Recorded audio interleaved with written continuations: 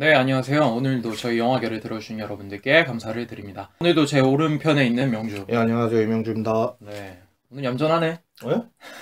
힘 빼면 안 돼, 오늘은. 네. 그리고 제 맞은편에 있는 스미스. 예, 안녕하세요. 그리고 저 허효식입니다. 자, 드디어 저희가 제88회 아카데미 시상식을 치르기 전에 모든 상에 대한 분석과 88회 아카데미 시상식에 대한 쟁점, 명주군이 아주 그냥 논문을 쓰듯이 A4 몇 페이지?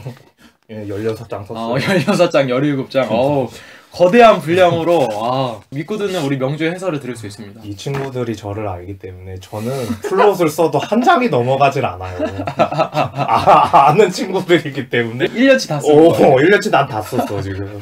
1부에서는 어떤 부분에 대해서 이야기를 할 거냐면 제88회 아카데미 시상식에 대한 개요, 중요 쟁점, 트리비아 같은 거를 좀 얘기를 할 것 같고요. 네. 음향 편집상, 미술상, 음향 효과, 장편 다큐상, 장편 애니메이션상, 그리고 외국어 영화상에 대해서 1부에서 이야기를 할 거고요. 2부에서는 주제가상, 분장상, 시각효과, 편집상, 의상, 촬영, 각색, 각본 이렇게 다루도록 하겠습니다. 개요에 대해서 저희 명주군이 일단 이야기를 좀 해주시죠. 일단은 미국의 대표적인 시상식 중에 하나죠. 네. 이제 비평가 협회에서 주는 상들도 있겠지만 전 세계를 아울러서 시선이 집중될 수밖에 없는 헐리우드의 최고 축제라고도 할 수 있는 그런 시상식인데요. 네. 기본적으로는 그 해에 미술, 영화, 예술 각 아카데미 회원들이 해외 영화들 중에서 투표를 해가지고 선정을 하는 방식을 취해요. 저번에 스미스 교수가 얘기한 것처럼 6,000명에 가까운 많은 사람들이 투표를 하고 거기에 대해서 이의가 있다거나 그런 거는 지금까지 쭉 오면서 별로 없었던 것 같아요. 관례상으로도 그렇고 투명성이 보장된다고 해야 되나? 그리고 매년 11월에 사전 예비 투표를 해서 후보작을 선정을 하고 2월쯤에 후보작들이 나온다고 하는데 무슨 작품이 있는지 이런 작품이 있었구나 하시는 시간을 가졌으면 좋겠다라는 생각이 들어서 대부분 아카데미 시상식에 오르는 작품들이 연말쯤에 일부러 개봉을 해서 작품을 노리는 작품들도 많지 않나요? 예, 그래서 제가 좀 욕을 많이 해요. 사울의 아들 같은 경우에는 지금 홍보물을 하나 들고 왔는데 여기 정확히 보면 2006년도 01월이라고 적혀 있어요. 네네네. 결국에는 외국어 영화상 후보로 올라가서 수상이 유력시 된다 해가지고 3월로 미뤘어요. 배급사가. 미리 봐야 되는 거 아니야? 그럼 전 물론 기획전으로 보긴 했는데 이거를 사람들이 먼저 보고 판단을 내려보는 재미도 어느 정도 줬으면 좋겠다라는 생각이 드는데 아무래도 이게 또 돈이랑 결부되다 보니까 상이 한 개라도 더 많아지면은 그만큼 이게 엄청난 가치가 있는 작품이겠거니 하고서 관객들을 끌어모은다라는 그런 심리로 그 일부러 늦췄다 개봉일을. 그렇죠. 그리고 로스앤젤레스에서 시상식이 개최되는 것이 관례고요. 이제 헐리우드가 있는 곳이니까. 그리고 주간 방송사는 ABC라는 곳에서 매년 하고 있고요. 올해 같은 경우에는 우리나라 시각 2월 29일 오전 10시에 2월 29일? 네네. 2월 29일 채널 CGV에서 우리나라에선 생중계한대요. OCN이 아니라? 네네. 그 이동진 평론가랑 시상식 중계를 하는데 그 전에 제 걸 한번 들어보시고 비교를 해보는 시간도 한번 가져보셨으면 좋겠네요. 그리고 사회자는 이번에 크리스 록이라는 사람인데 크리스 록? 예, 이분이 요즘에는 모습을 안 드러내는 것 같아가지고 왜 이렇게 많이 안 나왔지? 그런데 작품을 몇 개 찍긴 찍었더라고요. 그런데 미국 내에서만 영화 상영을 해가지고 저도 좀 생소한 제목들이 있어서 최근에 그래도 기억날 만한 작품 뭔가 해서 떠올려 보니까 마다가스카에서 성우 그러니까 슈렉의 덩키 있죠, 덩키. 덩키야? 아니, 덩키는 그 에디 머피라고 양대 흑인 성우가 있다 그런 식으로 설명이 된 거를 잠깐 읽은 적이 있는데 그 중에 한 명이 크리스 록이었어요. 얼룩말로 나오거든요. 거기 마다가스카에서. 얼룩말. 거기에서 떠버리 전형적인 흑인 제스처 같은 거 있잖아요. What? What the? 막 그런 거 있잖아요. 흑인 영어. 그런 거 구사하면서 나오는데 옛날에는 리첼 웨폰 시리즈라든가 도그마, 다운 투 어스, 배드 컴퍼니 이제 안소니 호킨스랑 같이 찍은 거. 그런 정도가 대표작이라고 볼 수 있겠고요. 흑인 경찰 역할로도 무지 많이 나왔어요. 자연스럽게 그러면은 시상식 포인트부터 이어서 쭉 네, 얘기를 네, 할게요. 네. 흑인들은 과연 어디로라는 제목으로 기사가 난 적이 있었는데 그때 스파이크리 감독이 나와가지고 네. 영화 후보를 딱 보니까 이거는 완전 백인들의 장치 아니냐. 배우들 후보 그 부분에 흑인 배우가 한 명도 없었던 거예요. 유력했던 후보로는 윌 스미스가 있었는데 그쵸. 커제션이라는 작품이 있었는데 네. 윌 스미스가 작품성 있는 작품에도 나왔음에도 불구하고 왜 이 사람이 후보로 못 올라갔느냐 이런 이야기도 있었고 그것 때문에 이번에 뉴스에 나왔던 마이클 케인도 네. 불참선언을 했더라고. 그러니까 요즘에 슈퍼볼 경기에서 비욘세가 흑인 인권 때문에 노래로 불러가지고 표출을 했던 게 있어요. 이번 기회에 이게 증폭되는 것 같아서 근데 또 사회자는 흑인을 갖다 놨네. 예, 또 사회자는 흑인을 갖다 놓으니까 이게 좀 아이러니하긴 해요. 뭐 어쨌든 간에 아까 전에 얘기했던 스파이크리 감독이라든가 윌 스미스라든가 그리고 예전에 상을 탔었던 흑인 배우들도 있을 거 아닙니까? 뭐 덴젤 워싱턴이라든가 뭐 여러 흑인 배우들이 이미 불참 선언을 다 한 상태고요. 그리고 배우 조합상이라고 있어요, 네. 미국에. 네. 근데 거기에서는 흑인 배우들이 많이 탔다고 그렇게 나오더라고요. 첫 번째 포인트라고 볼 수 있고요. 네. 두 번째 포인트는 소프라노 조수미와 배우 이병헌의 시상자 참석인데 네. 조수미 같은 경우에는 네. 심플송으로 후보 올라갔는데 그렇죠. 참석은 한다고 기사로는 나오더라고요. 그리고 배우 이병헌 씨 같은 경우에는 표식이가 아주 좋아하기 때문에 시상자로 참석을 하는데 과연 어떤 부분에 어떤 상을 시상을 할 건지 그거에 기추가 쏠리고 있죠.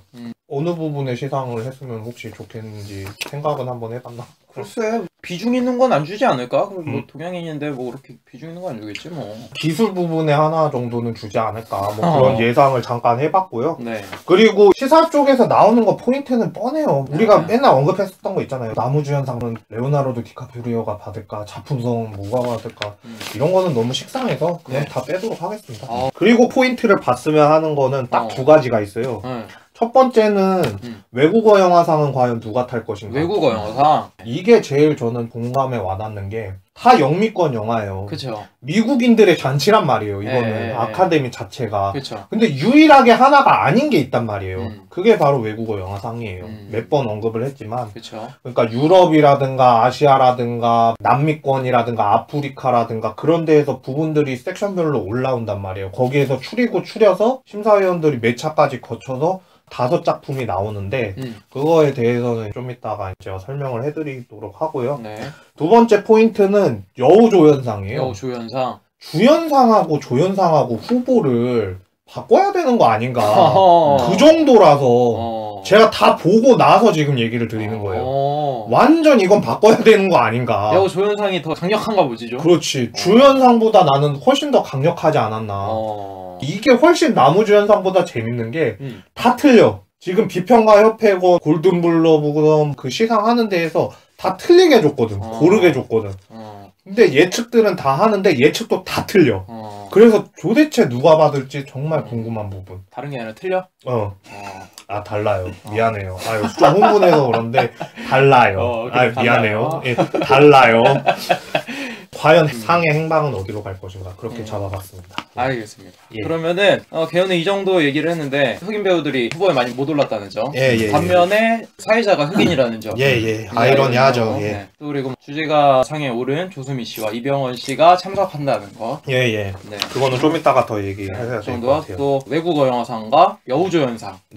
을 주목해서 볼 수 있으면 좋겠다. 그게 제일 재밌을 것 같아요. 네, 알겠습니다. 그러면은 음향 편집상부터 차례차례 저희 후보작을 소개해드리고 어떤 것이 유력한지 한번 분석해보도록 하겠습니다. 일단은 네이버에서 검색을 해보시면은 부분이 쫙 올라가 있어요. 맨 밑에서부터 위로 쭉 올라갈 거고요. 제가 조사를 정확하게 하지 못한 단편 부분은 뺐어요. 이거는 내용도 안 나왔을 뿐더러 나중에 영화제라든가 그런 데에서 하면은 제가 또 볼 거라서 정확하게 얘기를 못 해드릴 거면 차라리 저는 빼는 게 좋다고 생각을 해서 그렇게 하도록 하겠습니다. 음향 편집상부터 말씀을 드리겠습니다. 후보작에는 매드맥스 분노의 도로, 스타워즈 깨어난 포스, 레버넌트 죽음에서 돌아온 자, 시카리오 암살자의 도시, 그리고 마션이 있겠습니다. 일단 매드맥스 분노의 도로는 마크 A 맹기니 외 일명이라고 되어 있는데 저는 잘 몰랐었는데 조사하다 보니까 이분이 심영래 감독의 디워에도 참여를 했었대요. 매드맥스에 나왔 도대체 그러면은 뭘 참여했나 그래갖고 좀 더 조사를 해본 결과는 괴수 목소리라든가 그런 거, 그러니까 사람들의 귀 속에 좀 때려 박을 수 있도록 좀 그런 게 좀 맞춰야 된다는 게 있는데, 그런 부분이라든가 여러 가지 효과 같은 것도 좀 참여를 했었다고 그래요. 편집뿐만 아니라 효과에도 참여를 했었다고 그런 그러는데. 건 사운드 믹싱의 영역이죠. 예, 그거 두 개를 동시에 참여했었던 이력이 있었고요. 조니 뎁이 나왔었던 트랜센더스라는 영화가 있었는데, 예, 거기에서도 참여를 했다라는 점이 이력이 남고요.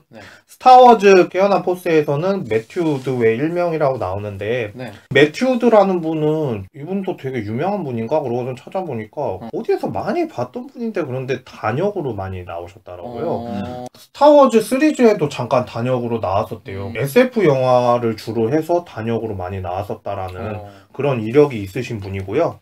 그리고 이제 레버넌트 죽음에서 돌아온 자의 론 벤더의 1인인데, 론 벤더라는 분은 이번에 이제 세계 매치라는 체스 대결 했었던 바비 피셔에 대한 이야기였죠. 그거랑 드라이브, 어거스트 가족의 초상 등등등, 이미 드라이브라는 영화가 한 편 있었는데, 예, 그 영화로 갔다가 음향 효과상 후보에도 한번 오른 적이 있어요. 근데 레버넌트를 저번에 감독 멱살을 잡았다 그런 이야기를 많이 했잖아요. 나중에 비하인드로 보니까 음악 감독님이랑 이분이랑 꽤나 비판받은 감독한테? 감독한테 이거는 정말 아니지 않느냐 뭐 그러면서, 그러니까 몇 분이 아니라 몇 초의 그 단위로 딱딱딱딱 끊어가지고 그거 편집을 하는 데 있어서 좀 더 이거를 효과를 잘 줘야 되는데 왜 이렇게밖에 못하느냐, 좀 핀잔을 많이 받았다는 그런 인터뷰 한 좀 내용도 고생을 봤어요. 했다. 예, 고생을 무진장했다. 그런 얘기를 드리고 싶고요. 그 다음에 시카리오 암살자의 도시 같은 경우에는 알란 로버트 머레이라는 분이신데, 이분은 그러니까 드네 밀베브 감독하고 좀 막역한 사이인가 봐요. 드니 빌레브. 예.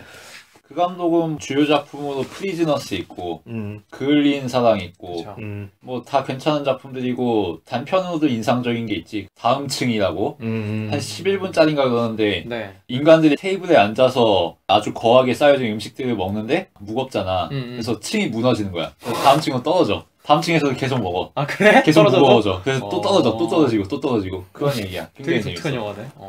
이 암살자의 도시 같은 경우에는 이거를 한번 다루자고 신청자분도 계셨던 걸로 기억을 하는데, 잘 본 작품은 아니라서 좀 음향상을 타기 어려울 것 같다? 저는 그렇게 생각해요. 바로 분석으로 들어가긴 하는데 일단 패스하고요. 마션 같은 경우에는 올리버 탄이라는 분이 있는데, 빅 아이즈라는 작품이랑 엑소더스, 필로미나의 기적, 모뉴먼트맨이라는 이제 작품, 그런 작품들을 했었는데, 이분도 마찬가지로 팀버튼 감독이라든가 리들리 스콧 감독한테 막역한 사이기도 하고요. 이분도 각종 영화제 같은 데에서 많이 올라갔었긴 했는데, 필로미나의 기적이 좀 대표작이라고 그래요. 주디 덴치 주연이죠. 예, 주디 덴치 나오고 좀 감동적인 이야기긴 한데, 여기에서 이분이 내가 음향 편집을 잘했다라고 생각하기에는 마션 같은 경우에는 시각적인 게 돋보인 것 같아서 유력하지는 않을 것 같아요. OST 빨이다?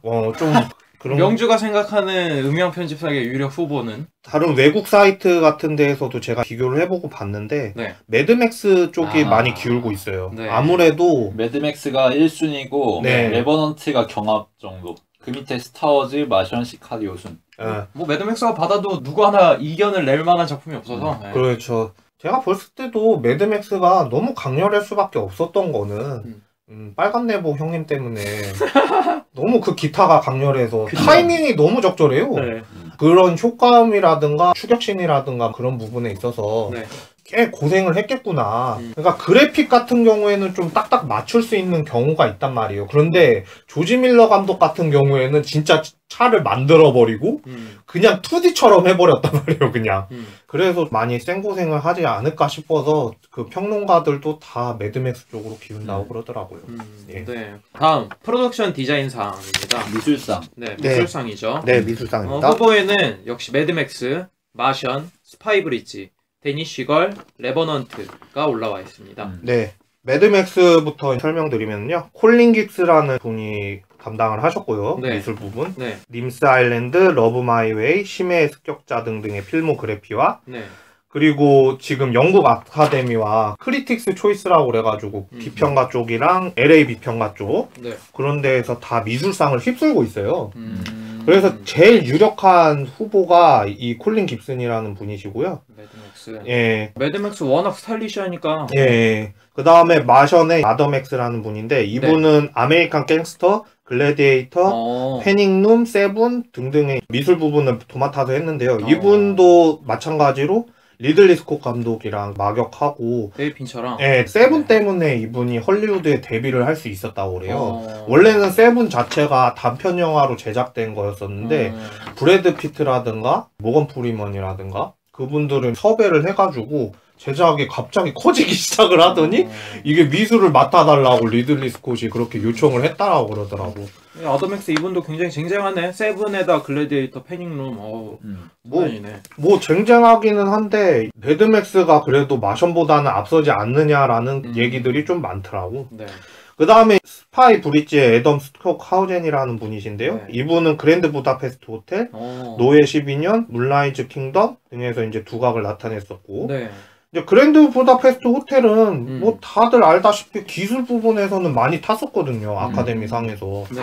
그래서 원체 유명해서 이분이 타시는 거 아니냐라는 여론도 조금은 있었다고 그래요. 스파이 브릿지가 네. 좀 약하죠. 네. 그런 걸로 따졌을 땐 사실 다른 작품에 비하면 작품산 때도 언급을 하겠지만 네. 스필버그 감독이 부활의 신호탄을 알렸다? 그 정도? 네. 그 정도 영화라서 확 눈에 띈다거나 그런 거는 아니었거든요. 네. 물론 냉전 시대라든가 네. 그런 분위기에 있어서 배치를 해놓는 것 같기는 한데 영화를 보신 분들은 알겠지만 거의 폐허에 가까운 건물들만 나와요, 사실은. 그렇죠. 그리고 장벽 세워지는 그것도 나오고. 그렇죠. 그런 분위기 정도만 맞출 뿐이지 뭐 특출나지는 않지 않느냐, 뭐 이런 분위기여서 네. 그 다음에 제가 봤을 때는 이분이 다크호스일 것 같은데 데니 시걸의 이브 스튜어트라는 분이신데 네. 레미제라블이랑 킹스 스피치 강력하네요. 예, 이런 작품들을 맡으셨는데 네. 이분이 톰 후퍼 감독 네. 데니 시걸의 감독이시죠. 네. 예, 킹스 스피치도 맡으셨던 분이시고요. 막역한 사이라고 지금 얘기를 많이 하니까 너무 대충 하는 거 아니에요? 뭐 이러실 수도 있긴 한데 우리나라도 사단이라는 게 있잖아요. 그치. 장진 사단이 있을 수도 있고 박경태 사단이 있을 수도 있고 그런 분들이 거의 묶여서 가요. 진짜 그렇구나. 의외로 봤었던 게 헤이트풀 할 때는 엔니오 모리코네랑 타란티노 감독이 만날 거라고 예상을 한 명도 못 했었거든요. 서부극이라든가 그런 거에 엔니오 모리코네가 적격이신 분은 맞긴 하지만 자기의 고집을 꺾지 않는 그 타란티노의 성격상 신인격인 사람을 내세워서 거의 자기가 맞는 거 아니냐 뭐 이런 여론도 있었거든요. 그런데 엔니오 모리코네를 맞게끔 한다는 거는 매우 이례적인 일이라고 할 수 있죠. 자꾸 산으로 가네. 네, 죄송합니다. 이거 뭐 엔니오 모리코네하고 타란티노의 경우는 어떤지 모르겠는데 할리우드도 거대 산업이기 때문에 다 에이전트라든지 매니저들이 마쿠에서 영향력을 발휘하는 게 많단 말이야. 네. 그러니까 동일한 에이전트에게 속한 배우와 작가와 감독이 같이 뭉치는 이런 경우가 많은 거지. 그냥 쉽게 생각해서 사단이라고 생각할 수 있지만 마쿠에서 살펴보면 이 사람들이 계약 관계가 얽혀있는 경우가 많다는 거지. 자, 그래서 데니 시걸의 이브 스튜어트가 이분이 동성애라든가 미술 작품 같은 거라든가 그런 걸 갖다 배치를 너무 깔끔하게 잘했어요. 대칭형으로 건물의 모양새라든가 그리고 작품에 대한 배경에 맞게끔 배치를 해놓는 게 있는데 거기에서 그림 같은 경우에도 사람이 갈등을 빚는 그런 매개체로 쓰인 경우도 많았었거든요. 그 작품에서. 그래서 제가 봤을 때는 데니 시걸이 받아도 이상하지 않다라는 생각이 드는데 그래도 매드맥스가 좀 유력하다라는 거는 너무 많이 밀어주고 있더라고요. 매드맥스 쪽으로. 미술상은 아까 음향 편집상보다 더 매드맥스가 압도적인 부분이라 거의 무조건 받는다. 그 정도 분위기라. 네. 레버넌트를 그럼 빨리 얘기하고 퍼센테이지를 한번 들어보죠. 레버넌트 같은 경우에는 잭 피스크라는 분이 맡으셨는데 데어 윌 비 블러드, 트리 오브 라이프, 마스터 등등에 참여를 한 적이 있고요. 데이비드 핀처 감독과 같은 고등학교 동창 미술학교를 같이 다니기도 했었고 핀처 감독의 몇 편의 작품에 미술 감독을 맡기도 했었는데 이번에 처음 레버넌트로 건너가서 이냐리투 감독이랑 작업했다고 그렇게 얘기를 하더라고요. 이냐리투 감독 미술도 잠깐 보조적으로 몇 번은 했었다고 그러기는 하는데 이번이 대표적으로 나와가지고 자기 부분에 올릴 수 있었던 그런 감독이라고 할 수 있겠습니다. 그러면은 미술상 프로덕션 디자인상에는 매드맥스가 확실히 유력하다. 몇 프로 정도 되나요? 지금 1.1대 1 정도? 그냥 거의 확실히네. 10,000원 내면 1,000원 따기. 전 명주 생각에는 데니 시걸이 받아도 이상하지 않을 것 같다. 내 생각에는 그럴 것 같고 데니 시걸이 그나마 나머지 후보들 중에서는 조금 높긴 한데 도토리 키재기 수준이라.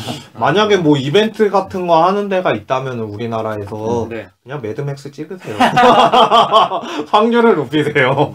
예, 그래서 이 정도로 맞추면 될 것 같습니다. 명주의 데니 시걸을 한번 생각해 보겠습니다. 다음 상은 음향상이고요. 후보에는 스파이 브릿지, 스타워즈 깨어난 포스, 레버넌트, 매드맥스, 마션입니다. 이거 뭐 똑같은 작품만 올라와서? 네, 똑같은 작품만 올라와서 그냥 빨리빨리 넘어갈게요. 스파이 브릿지는 앤디 넬슨이라는 분이신데요.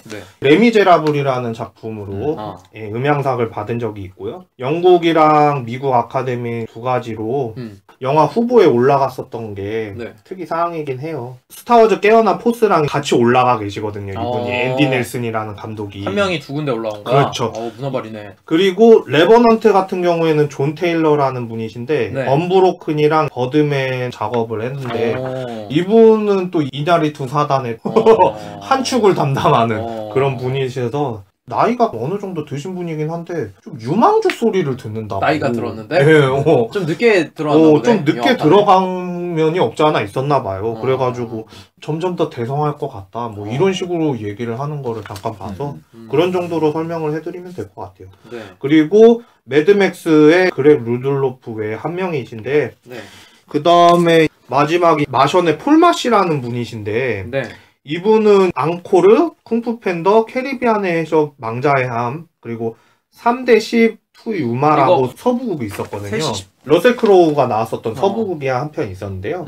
여기에 믹싱을 담당하셨고 2006년도에는 영국 아카데미에서 음향효과상을 받으신 이력이 있어요. 앙코르라는 작품이 리즈 위더스푼이랑 호아킨 피닉스 두 분이 나와서 연기를 펼쳤었던 그런 작품이 있었는데 그게 서부 쪽에 연인 가수 2명 컨츄리 음악 같은 거를 많이 만들어내는 서부시대 음악 그런 부분들을 잘 살렸다는 평을 받아서 이분이 받으셨던 이력이 있었던 것 같고요. 이거는 제가 봤을 때는 앤디 넬슨 감독이 받지 않을까라는 생각을 잠깐 해봐요.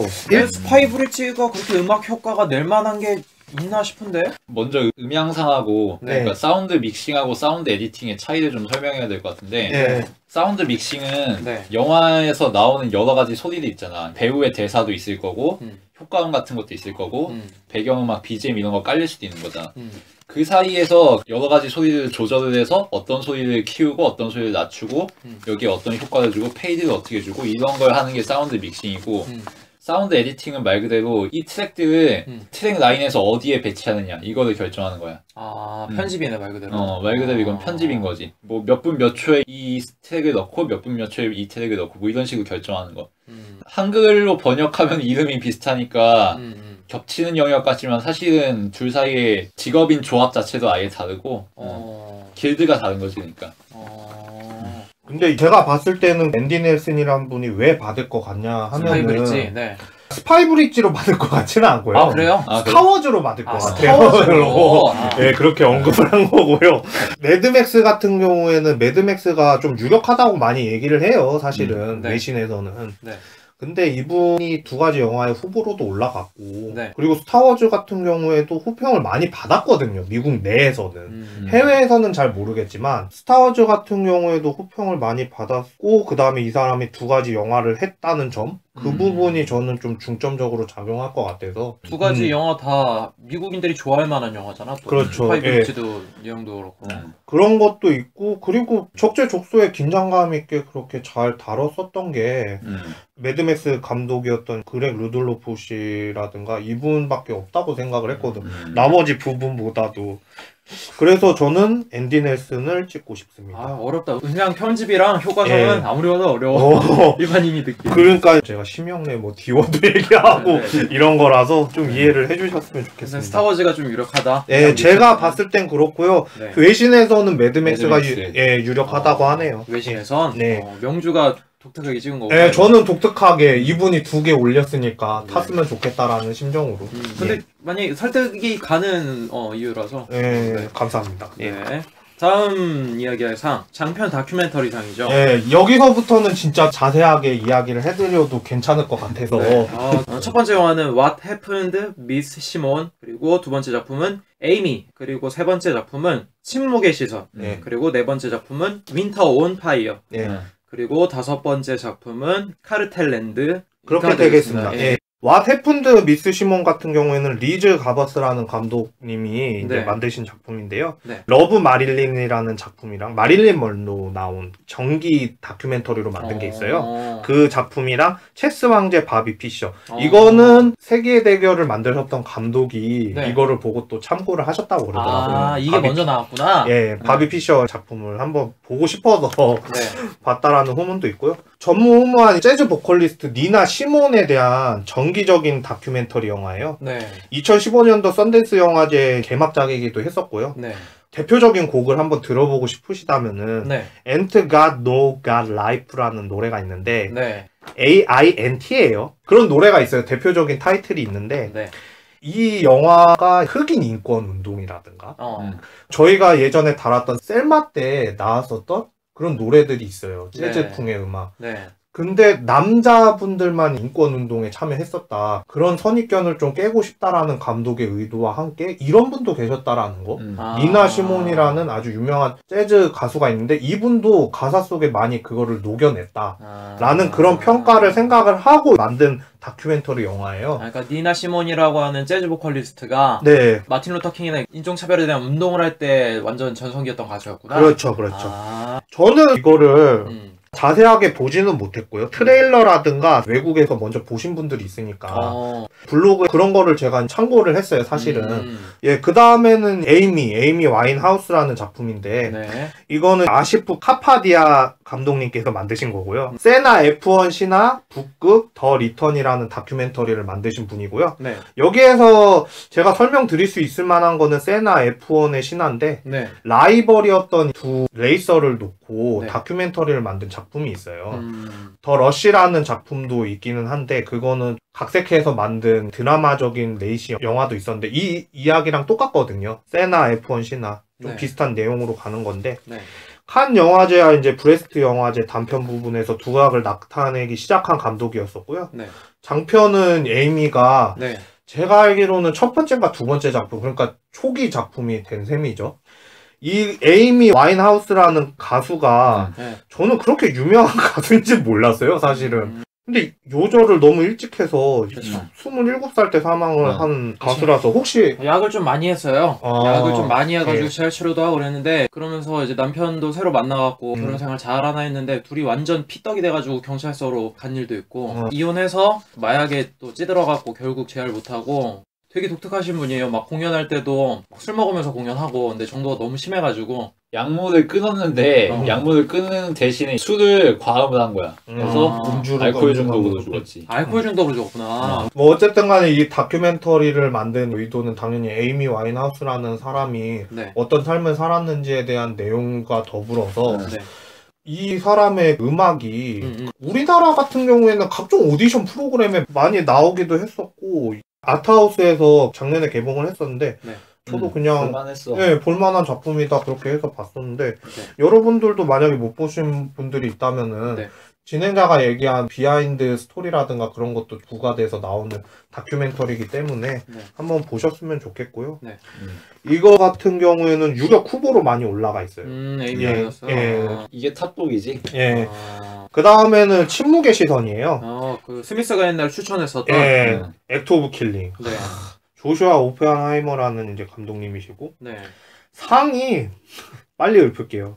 런던 비평화 협회상, 외국어 영화상, 예테보리 국제영화제 다큐멘터리 드래곤상, 베를린 국제영화제 암네스티 국제영화상, 베니스 국제영화제 심사위원 대상, 부산국제영화제 시네필상, 덴마크국제영화제 다큐멘터리상, 7위 영화제 특별언급상 등등등 더 있긴 한데 여기까지만 끊도록 하고요. 9개가 넘네요, 상 받은 게? 넘어요.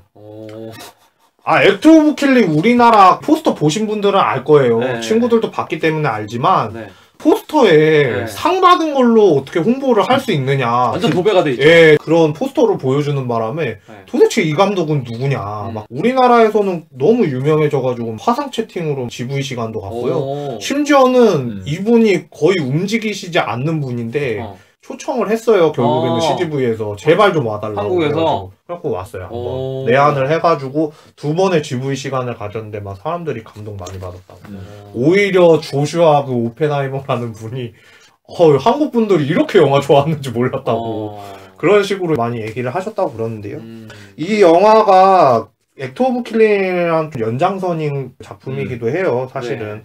인도네시아 군부정권 대학살 네. 그것도 액트 오브 킬링 때도 잠깐 다뤘었던 걸로 저는 기억을 하는데 액트 오브 킬링은 그 가해자들에게 다큐멘터리를 찍는다고 거짓말을 해놓고서 그네들의 삶을 취재하는 뭐 이런 영화였고 네. 이 침묵의 시선 같은 경우에는 자신이 태어나기 전에 이 군부의 학살로 인해서 자신의 형을 잃은 사람이 가해자들을 찾아다니면서 자신의 이야기를 호소를 하고 뭐 사과를 종용하고 뭐 그런 이야기. 그러니까 가해자 입장에서 한번, 피해자 입장에서 한번 이렇게 다뤘다고 볼 수 있겠네. 그렇지. 그러니까 양면적으로 만들었다라는 표현이 더 맞는 그런 감독이고. 이거 완전 세트네. 이거를 다 봐야 이해를 할 수 있겠네. 이분이 그렇게 연출을 많이 하신 분도 아니에요, 사실은. 근데 너무 충격적이니까 이게 내용 자체도 너무 충격적인데 이걸 다루는 다큐멘터리 기술이 이렇게도 다룰 수 있구나라는 새 지평을 열었다? 뭐 그런 평가들을 많이 하시더라고요. 액트 오브 킬링은 완전 낚시지. 당신들의 영웅으로 만드는 다큐를 찍어주겠다 해놓고서는 이 새끼들이 이렇게 병신이에요 하는 다큐 이제 전 세계에 뿌린 거지. 그렇죠. 본인도 울잖아. 자, 그 다음 작품은 윈터 온 파이어입니다. 예, 이브게니 아피네 예부스키 감독님이 어려워. 다시 한번 발음해볼까요? 이브게니 아피네 예부스키 감독님이시고요. 네, 네. 토론토 국제영화제 관객상을 받은 이력이 있으십니다. 관객상. 네, 윈터 온 파이어는 2013년 말부터 2014년 초까지 약 93일 동안 우크라이나의 수도 키예프에서 벌어진 시위에 관한 다큐멘터리라고 하는데 부제는 자유를 향한 우크라이나의 투쟁이라고 합니다. 네. 예. 크림반도에 대한 이야기를 토대로 만들어진 만큼 힘든 촬영이라고 토로를 많이 했다고 하네요. 뭐에 대한 시위인 거죠? 그러니까 대충 설명하자면은 그 푸틴 대통령이 크림반도를 먹으려고 그렇게 되는 내용인데 그쵸. 우크라이나도 세력권이 친러시아파 그리고 반러시아파 친EU, 친서방파 그렇게 나눠져 있는 건데 이 시위를 하는 사람들은 독립적으로 하고자 하는 욕구들이 많았었던 거예요, 사실은. 또 우리는 독립적이고 싶다. 크림반도가? 그렇지. 그런데 친러시아 쪽 파에서 강경하게 밀어붙인 거지. 그리고 푸틴 대통령도 거기에 잘하고 있어 하면서 병력을 투입을 시켜버리는 거지. 그래가지고 이것 때문에 갈등이 생기고 이 93일 동안의 시위가 생긴 거죠. 사실 여기가 원래부터 러시아 땅이긴 했기 때문에 친러시아 파도 많고 갈등 구도가 복잡하지. 그리고 이거는 여러분들이 보실 수 있을 것 같은데 넷플릭스라는 이번에 들여온 다시 보기 서비스 같은 거 볼 수 있는 데가 있는데요. 한국에 상륙했죠. 저는 잘 몰랐었는데 이거 볼 수 있더라고요. 잘하면 볼 수 있을 것 같더라고요. 예, 궁금하시면 한번 보셔도 괜찮을 것 같아요. 저는 예전에 폴 그린그래스 감독의 블러디 선데이라고 있었거든요. 아일랜드 시위 그런 현장이 있었는데 그거보다 훨씬 더 리얼리티예요. 이거는 확실히 좀 핸드헬드 카메라로 찍은 것 같아서 그냥 비디오 카메라 있잖아요. 그런 걸로 좀 찍은 것 같아서 좀 현장감도 있고 괜찮은 것 같아요. 그 다음 마지막 작품으로는 카르텔랜드라는 작품인데 매튜 헤이먼 감독이라는 분이 감독이셨고요. 이스케이프 파이어 아워 타임이라는 작품을 연출하셨고 이 작품이 미국 감독 조합상, 썬댄스 영화제 촬영상 감독상, 모스크바 국제영화제 베스트 다큐멘터리상에 이제 선정되기도 했습니다. 간단한 줄거리는 미국과 멕시코랑 이제 국경 사이에 있다가 마약 전쟁과 더불어서 불법 이민자들 문제들까지 유입이 되는 바람에 이거를 불법 이민자도 우리가 포용, 수용을 해야 되는가 뭐 그런 문제라든가 그리고 마약 카르텔들, 마약상들이죠. 그쵸. 그런 거 거래 현장 같은 거 소탕하는 거라든가 그런 부분들을 사실적으로 보여주고 싶어서 감독이 찍었다고 그러는데 좀 위험했겠다. 이게 굉장히 위험하기도 하고 그 넷플릭스에서도 볼 수 있어요. 네. 이게 그 양국 정부의 멕시코 정부라든가 미국 정부 둘 다 너무 잘못하고 있는 게 여실히 드러나고 있지 않느냐.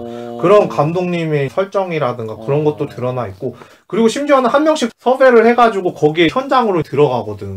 근데 시카리오 잠깐 얘기를 했었지만 그것도 물론 잘 만든 작품이기는 하지만 오히려 나는 이게 더 끌리더라. 그냥 다큐멘터리로 보시는 게 마약상은 아니더라도 참 잔혹함이라는 게 새삼 이거 보면서 더 느껴지더라고. 그래 되게 미국 입장에서 불편할 만한 영화인데 그래도 올려놨네. 국제영화제라든가 썬댄스 영화제에서 너무 호평을 받은 것도 있었고 내용 자체로도 나쁘다라고 생각 안 하는 게 문제점을 우리가 드러내고 이거에 대해서 한번 고쳐볼 부분은 고쳐야 되지 않겠느냐 그런 식으로 말을 많이 했다고 그래. 그래가지고 이걸 갖다가 또 후보작에 올린 것 같은데 외국 외신에서는 이렇게 5개의 작품을 얘기를 드렸는데 네. 외국에서는 에이미가 좀 유력하다고 하네요. 예. 그 다음에 다크호스로 떠오르는 게 카르텔랜드라고 그래요. 맞아. 예. 근데 제가 봤을 때도 그럴 것 같고요. 에이미가 받으면은 그런 음악도 좀 틀어주지 않을까? 뭐 그런 생각도 잠깐 좀 해보면서 예, 다큐멘터리는 여기까지 맞추면 좋겠습니다. 추모하면서. 자, 다음 상은 장편 애니메이션 작품상입니다. 예. 후보작으로는 아노말리사, 인사이드 아웃, 추억의 많이, 소년, 세상을 만나다, 그리고 쇼온 더 십 이렇게 있습니다. 일단 아노말리사부터 얘기를 드리면요. 네. 찰리 카우프만이라는 감독님이 맡으셨고요. 이분 딱 그 이미지 보면은 밤로스 같아요. 밤로스? 참 쉽죠? 참 쉽죠? 그림 그린 아저씨. 네. 예. 너무 비슷하게 닮아서. 네. 상은 LA 비평가협회 애니메이션상, 밀벨리 영화제 관객상, 그 다음에 베니스 국제영화제 심사위원 대상, 시체스 영화제 최연소 작품상, 애니메이션 부분이에요. 예. 그리고 장르는 이게 스톱모션 영화라고 그러는데 제가 이거는 보지를 못했어요. 우리나라에서 개봉도 안 했고요.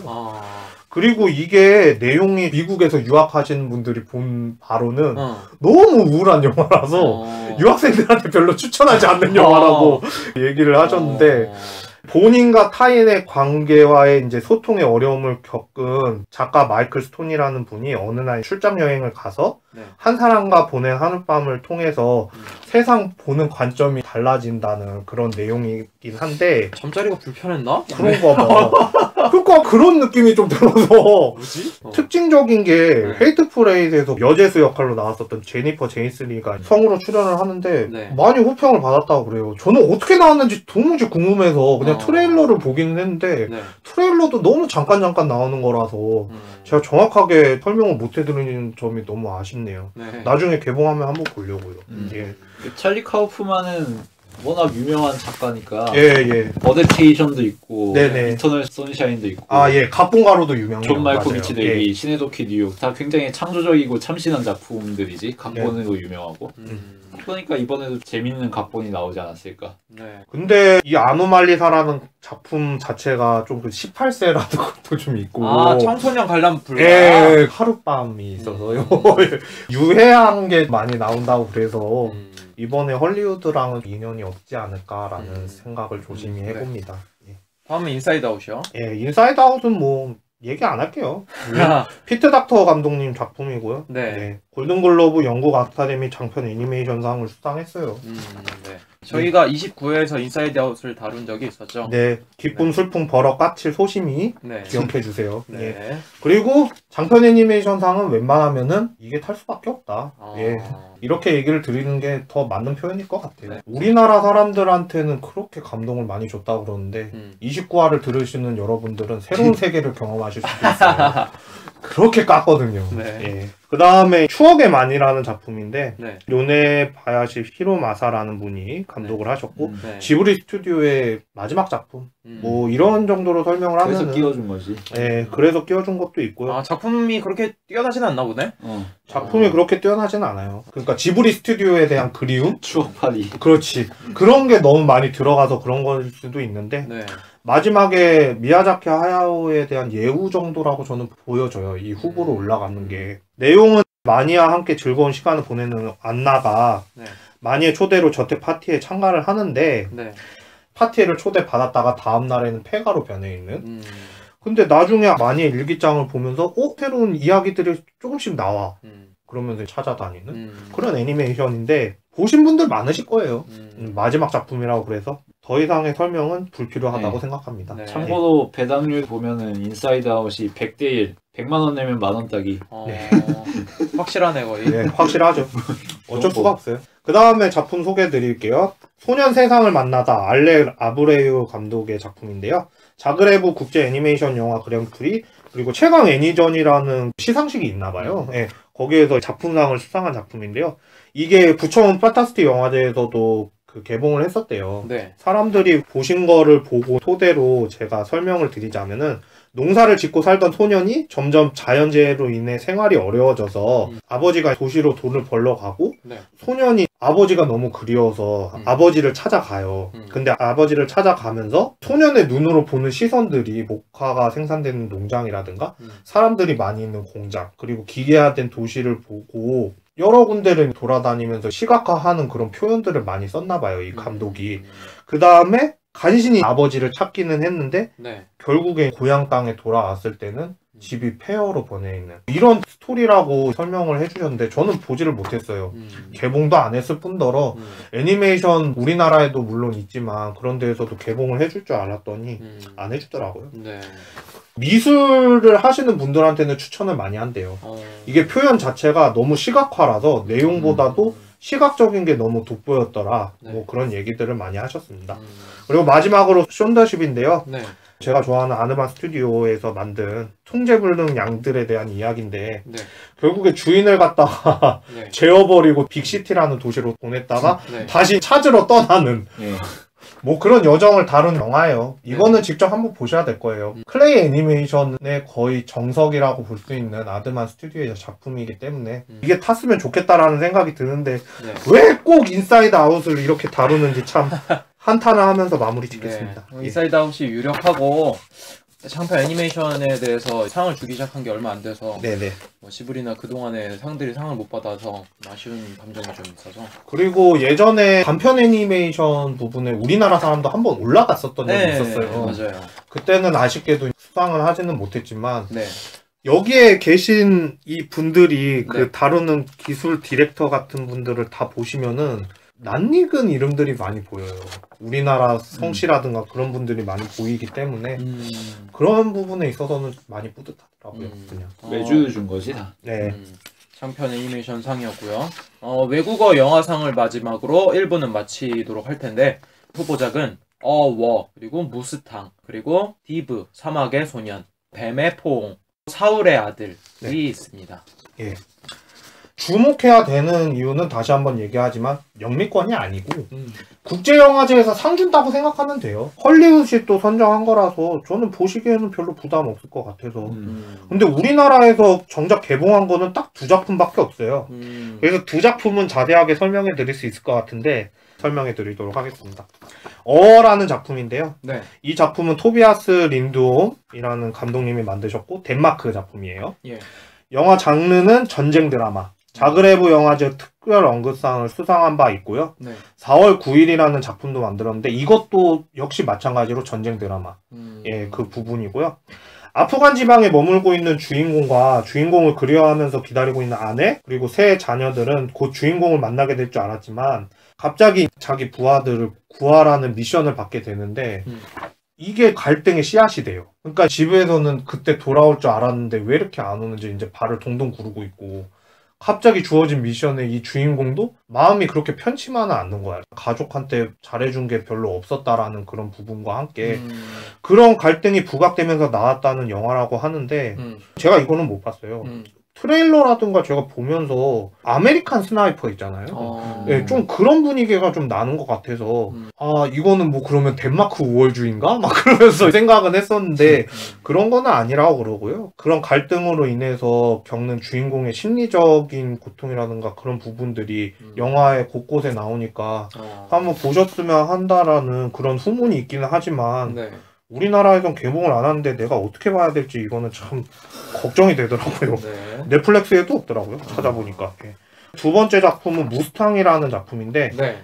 부제는 랄리의 여름이라는 부제까지 붙는데 랄리의 여름. 데니즈 겜즈 에르구벤 감독님. 네. 신입 감독님이에요. 이거 처음 찍으셨고요. 신인이다. 예, 터키 감독님이시고요. 고야상 유럽 영화상, 유러피언 유망상, 네. 그다음에 스톡홀름 영화제 최우수 각본상, 그리고 부산 영화제에도 초청됐었던 적이 있다고 해서 네. 무스탕을 보셨던 분이 있다고 그래서 예. 그리고 저도 봤어요. 제가 한마디로 드릴 수 있는 최적의 표현은 바닷마을 다이어리 터키 편이라고 보시면 될 것 같아요. 예, 정말 이뻐요. 터키가 너무 그렇게 아름다울 수가 없는 거예요. 저 터키 갔다 오지 않았습니까? 저는 터키를 갔다 터키 갔다 왔구나. 터키의 3대 휴양지를 다 갔다 왔는데, 살면서 한 번쯤은 볼만합니다, 진짜. 이 대한민국 좁은 땅에서 볼 수 없는 광경들을 볼 수 있습니다. 예, 엽서로 담기지 못한 거를 영화에다가 담았다. 뭐 그런 표현도 쓰시기는 하는데, 대충 내용은 딸 부잣집에서 벌어지는 우당탕탕 드라마적인 이야기예요. 사실 내용은 별로 없어요. 애들이 너무 이뻐요. 난 그게 너무 마음에 들었어요. 그런데도 불구하고 이 영화는 외국어 영화상에는 적합하진 않는다. 그런 결론에 나왔고요.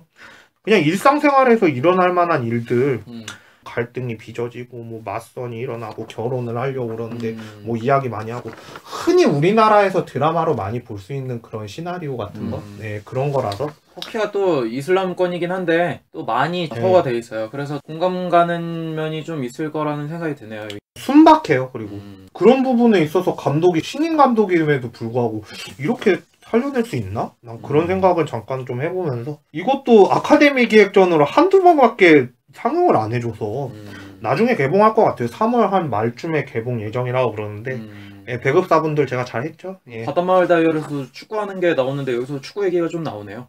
축구 얘기도 조금 나오기는 해요. 그런데 남자아이들 얘기라서 터키도 축구를 미친듯이 좋아하더라고요. 아유, 너가 저 잘 알지 않냐? 터키가 축구를 진짜 잘하더라고. 터키에서 더비 경기 있으면은 폭력으로 사람들 다 잡혀가고 훌리건들 날뛰고 화염병 던지고. 그 다음에 디브 사막의 소년이라는 작품인데요. 이것도 역시 신인 감독이 맡았습니다. 나지 아부 노어 감독이라는 분이 맡으셨고요. 영국 아카데미 데뷔 작품상, 그러니까 신인 감독이 만든 처음 작품들을 놓고 후보를 놓는 게 있나 봐요. 저도 잘 몰랐었는데 거기에서 작품상을 받았고요. 베니스 영화제 오리종티 감독상, 그리고 이거는 아랍에미리트랑 카타르 쪽, 그러니까 아랍권에서 만든 영화인데요. 아버지를 잃은 한 소년이 어른이 되는 과정을 그리는 성장기 영화라고 볼 수 있는데, 보신 분들이 얘기하는 거는 성장기 영화라기보다도 좀 잔혹동화에 가깝다고. 거인인가? 그런 표현을 많이 하시더라고요. 여느 어린이와 같이 까불거리기를 좋아했던 디브의 삶이 미스터리한 임무로 부족을 찾은 영국군 장교에 의해 송두리째 변해서 전쟁터의 실상이라든가 배신, 배반, 신뢰에 대한 그런 부분까지 다뤘다는 작품이라고 하는데 1차 대전 배경인가 보네? 1차 대전 배경이라고 하네요. 소식 같은 거를 전달해주는 그런 병사들 있잖아요. 뭐 그런 소식통의 역할을 했었나 봐, 이 소년이. 그래서 그 소년의 눈으로 보는 전쟁의 실상이라든가 그 어른들이 이야기하는 거에 있어서 그런 부분들을 뭐 살려냈다고 그러는데 이것도 역시 우리나라에서 개봉을 안 해요. 보고 싶어도 못 봐요. 그래서 좀 아쉽다라는 생각이 좀 드네요. 1차 대전의 베두인족과 아랍에 대해서 다룬 영화라면 아라비아의 로렌스가 정말 유명하지. 로렌스라는 영국군 장교가 아랍과 동맹을 맺고 함께 연합군으로 싸우면서 오스만 투르크를 격파하지만 결국에는 자신의 의지대로 돌아가는 일은 하나도 없었다고 이런 이야기인데 비슷한 시기를 다루고 있지 않나. 그 다음에 뱀의 포옹이라는 작품인데요. 이거는 치로게라 감독님이 만드셨고요. 이거는 남미권이네요. 콜롬비아 쪽에서 만들어졌습니다. 바람의 여행, 완더린 섀도우라는 작품을 만드신 감독이시기도 하고요. 그리고 썬댄스 영화제 알프레이 피 슬로안상. 저는 이게 무슨 상인지 몰라서 찾아보니까 재단이 있대요. 이분이 작가분이신데 재단에서 주는 상이래요.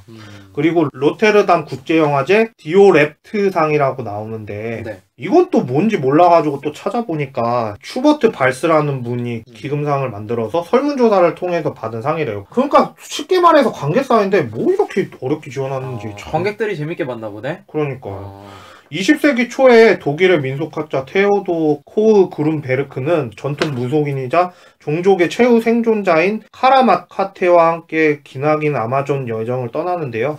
전통과 계몽, 침략과 착취가 충돌하는 식민의 기억은 시공간을 초월한 이야기와 경이로운 풍광 안에 다시 쓰인다. 이거는 트레일러도 없더라고요. 제가 트레일러도 찾아봤는데 트레일러도 너무 짧아가지고 이게 도대체 뭔 내용인지를 정확하게 설명을 못 해줄 것 같아가지고 아주 미쳐버리겠더라고요. 이거는. 아니 이게 중요 쟁점이라면서 볼 수가 없잖아 이거. 그러니까요. 제가 그래가지고 중요 쟁점인데 이렇게까지 자료가 없을 줄이야. 이게 중요한 건데 그래갖고 또 한 번 놀랬고요. 네. 정말 죄송한데 이만큼만 설명을 해야 될 것 같아요. 네. 그리고 마지막 작품인데 이거는 개봉을 앞둔 작품이라서 나중에 꼭 보셨으면 좋겠어요. 두 친구한테도 제가 추천을 할 만한 작품인데 사울의 아들이라는 작품입니다. 네. 예, 이거는 헝가리 작품이고요. 골든글러브, 크리틱스 초이스, 여타 다른 시상식에서도 외국어 영화상 가장 유력한 후보로 올라간 그런 작품이기도 해요. 그쵸. 예, 라즐로 네메스 감독이 맡았고요. 이분이 단편 영화를 다뤘다가 9년 만에 첫 장편으로 데뷔를 한 작품이 바로 이 사울의 아들이라는 작품인데요. 장편 데뷔작이구나. 네. 나치의 만행이 극에 달했던 1944년 아우슈비츠 수용소에 시체들을 처리하는 존더 코만도라고 불리는 시체 처리반이 있었는데 유태인 학살이 많이 자행됐었단 말이에요. 그쵸. 거기에서 그 시체를 처리하고 있다가 우연히 자신의 아들이 주검으로 발견이 된 거를 목격하게 됩니다. 저는 이 장면을 잊을 수가 없는 게 마스크로 가려지고 눈으로만 연기를 해야 된단 말이에요. 그런데 이 배우가 비전문 배우예요. 그래? 배우가 아니야? 배우가 아니에요. 그러니까 배우를 이번에 하고서는 맞들여가지고 다른 작품 찍는다고 요즘에 소식이 들리고 있기는 한데 대단하네. 미세한 동공을 들림이 나는 안 잊혀지는 거야. 큰 화면으로 보는데 사람들이 다 감탄을 하는 게 좀 눈에 보이더라고.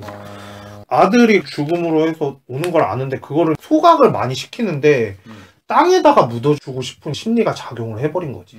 거기에서 몰래 빼내가지고 땅에다가 묻어주려고 하는데 발각 당하지 않으려고 노력을 하는 부분들이 많아요. 되게 흥미롭네. 전체를 통틀어서 꼭 이거는 봤으면 좋겠어요. 여러분들께도 꼭 추천을 해드리고 싶은 게 위플래시만큼의 충격이 여러분들께도 가지 않을까. 저는 그렇게 생각을 하거든요. 이거 런닝타임도 딱 104분인가 그래요. 오, 되게 짧네. 예, 이거 배급사가 1월 달에 개봉한다고 그래가지고 정말 기대를 하고 있었는데 아직 미루고 있다? 3월 달 중에? 예, 너무 아쉽기도 하고요. 그리고 난 신인 감독한테 장인영신 이야기하기가 좀 뭐하기는 한데 이분이 고집을 해서 35mm짜리 카메라로 찍었다고 그러더라고요. 4:3의 TV 모니터 화면처럼 그렇게 맞추려고 노력을 많이 했다고 그래요. 옆에 공간을 폭을 좁게 하고 그 대신에 집중할 수 있도록 그렇게 만들었다고 그러고요.